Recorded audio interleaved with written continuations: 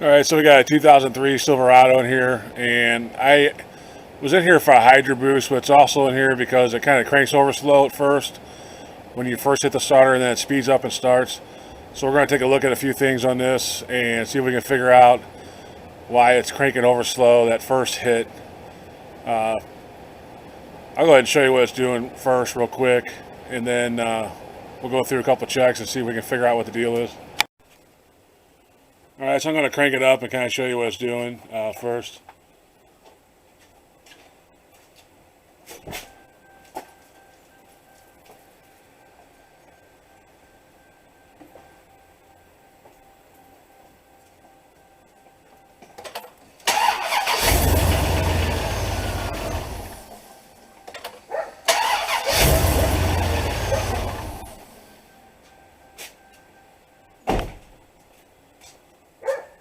Alright, so I don't know if you could tell, but on that first time I tried it kind of, and then it started to hit a little faster.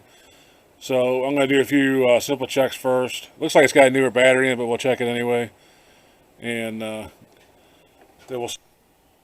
Alright, so I got this auto tool. This one plugs directly into your battery. This is the BT460. These are about $60 on Amazon. You can get the other one that's Bluetooth and you use your phone. That's a lot cheaper. I think it's like $20 or something.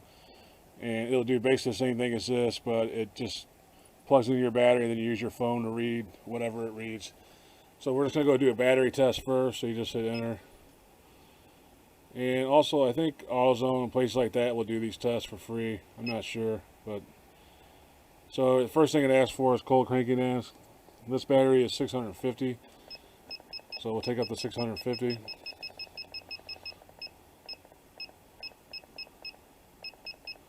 Alright, so hit enter. It's testing it.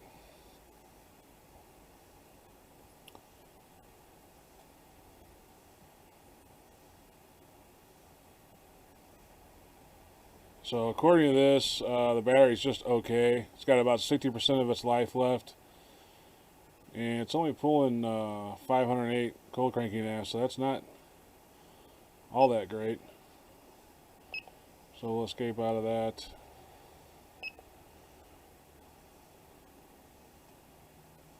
And we'll check the charging system next. So here it says, please start the engine and wait 15 seconds and then press enter to continue. So we'll check that.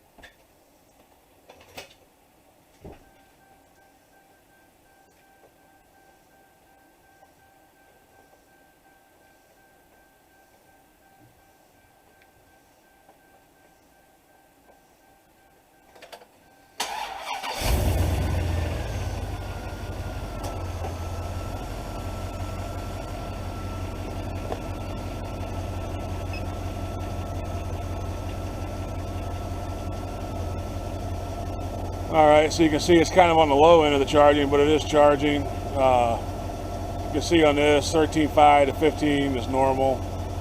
13.4 is minimum. And this thing's bouncing around 13.5 or so. Let me turn on a couple of the accessories and see if it changes anything.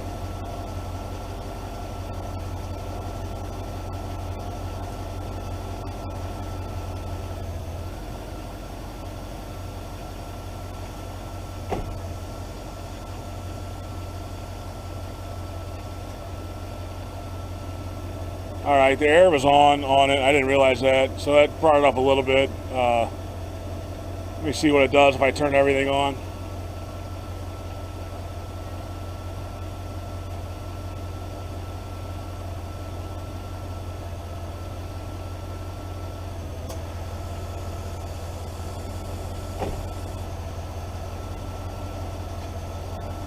Alright, so I got the AC on, the headlights on. Let me turn on the wipers real quick.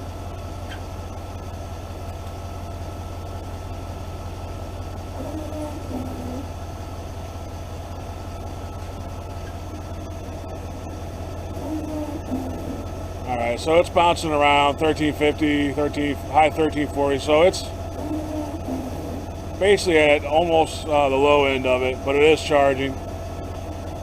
So let me turn that off and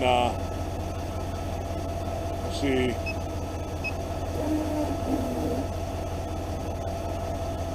So I'm going to do a max load test on the battery. So it says here to turn off all electric, start the engine and wait 15 seconds and press enter and continue. So I'm going to turn off all the stuff I just turned on and we'll hit the enter button.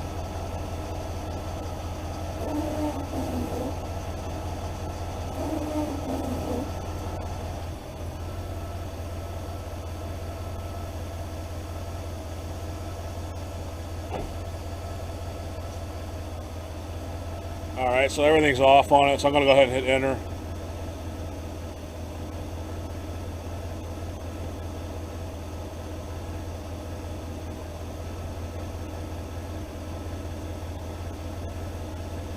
Alright, so you can see there,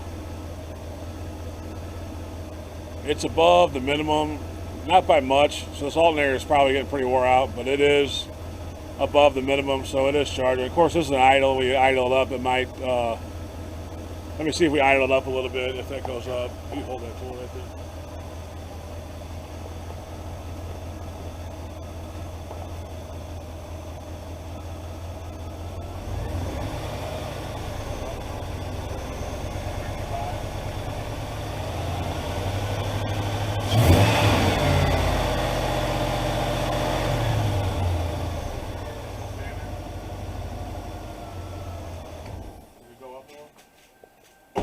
Stayed at 13.5. Alright, so the alternator is at the low end at 13.5. So let's go out of this and we'll check the starting system on it. This is another test this will do. There's other ways you can do that. You can use a regular voltmeter to test this. There's other things you can do to test this out, but this is these are a pretty decent tool for the price on checking it. So it says please start engine and wait 15 seconds.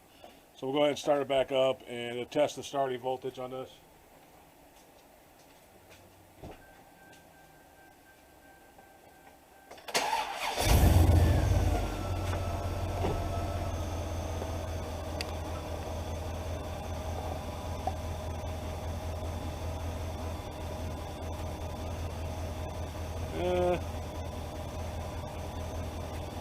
Let me retry this test real quick. Hold on one second. Alright, it didn't start the countdown for some reason, so I just unplugged it and reset it.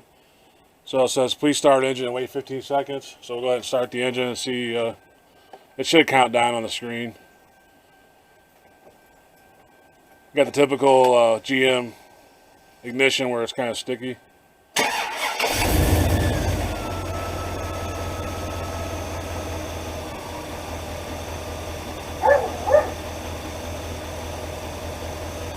Alright, shut it down.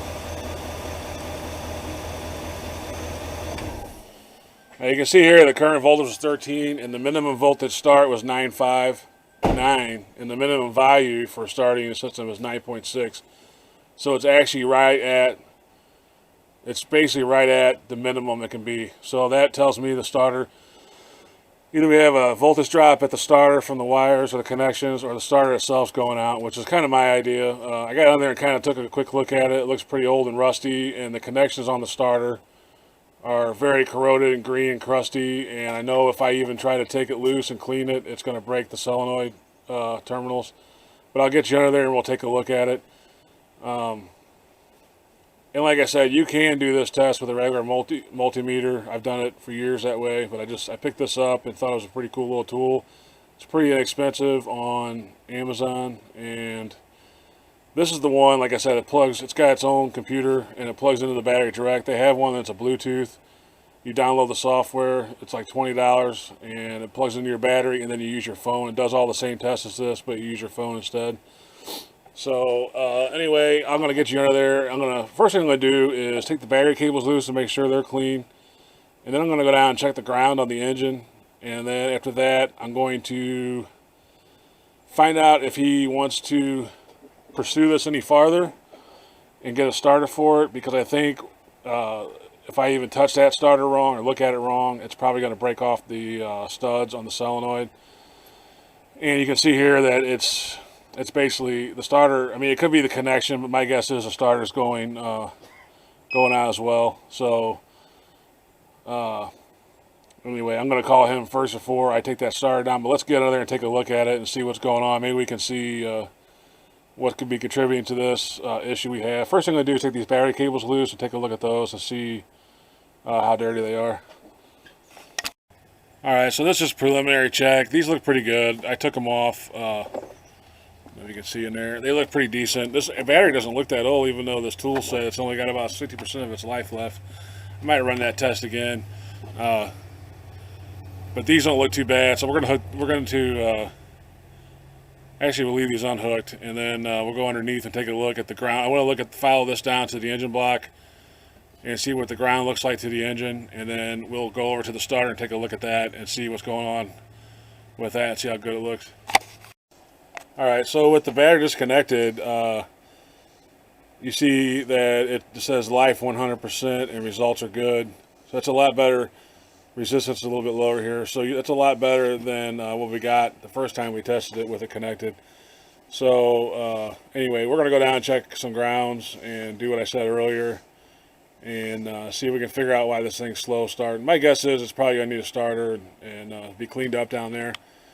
But I mean, according to this thing, it does. And just by visually inspecting it, it looks pretty rough.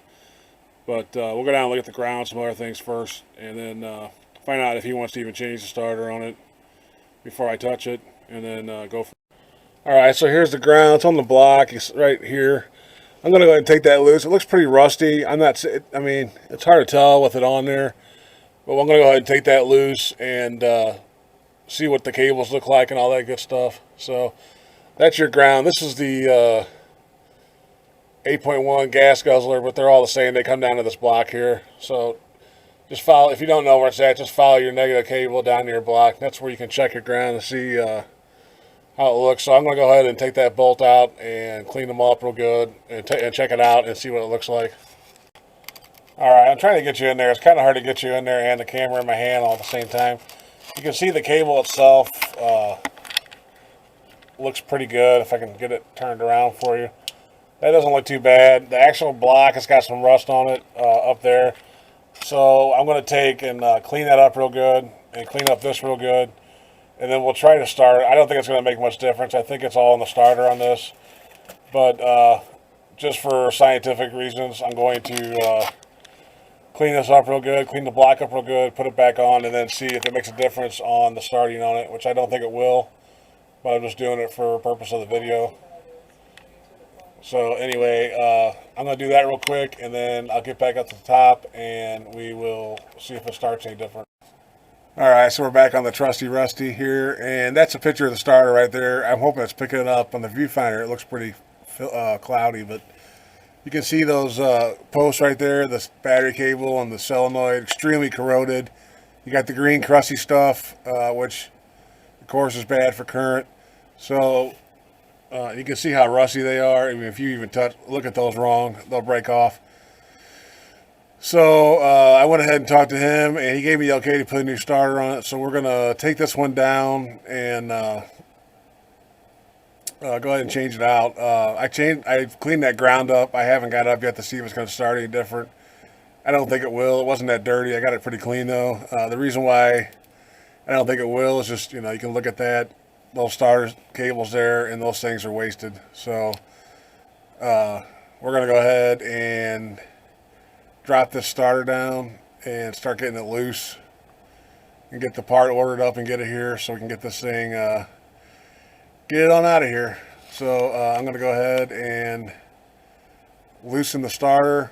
There should be 2 bolts on the other end, on the other side of this frame, and we'll drop it down and then get to those wires. Alright, if you're taking a starter down on one of these, you got a 13 mil here and a 13 on the other side of these trans lines. So just get your 13 a long extension and break those loose and bring it down so you can get to the solenoid wires. Alright, so I got the starter out here on the table. It did exactly what I thought it would do. You can see here the solenoid, that was the first one that broke off.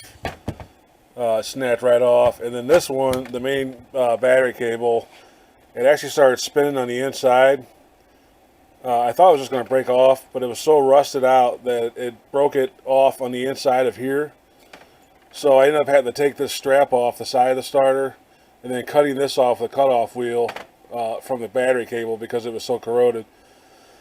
So, you know, it did exactly what I thought it would do. It just very high corrosion, and there's just no way to take these off without breaking them when they get like that. So anyway, the new starter's on its way.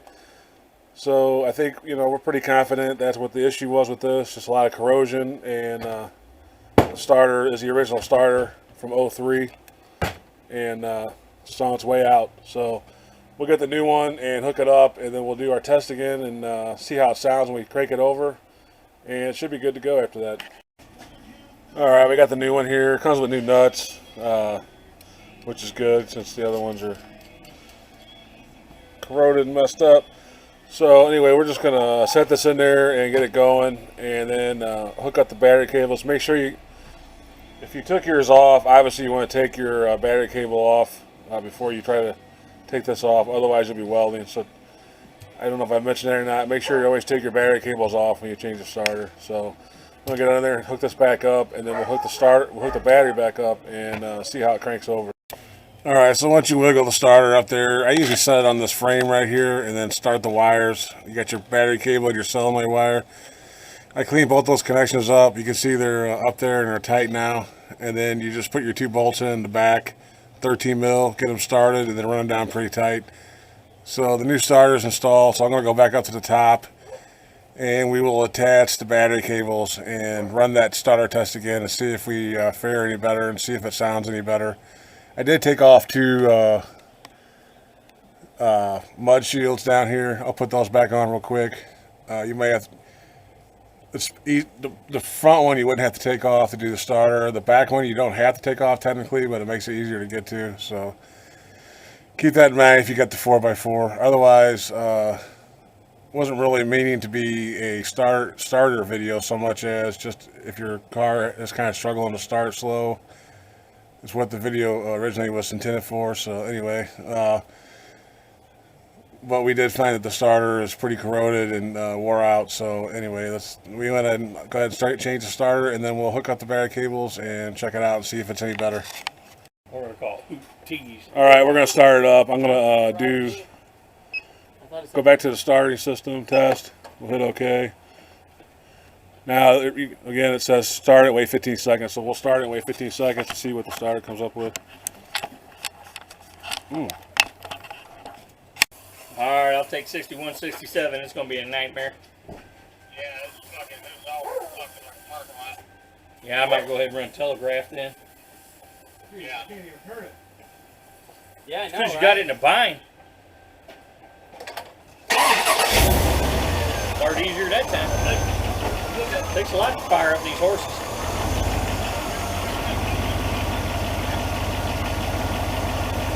What's it saying?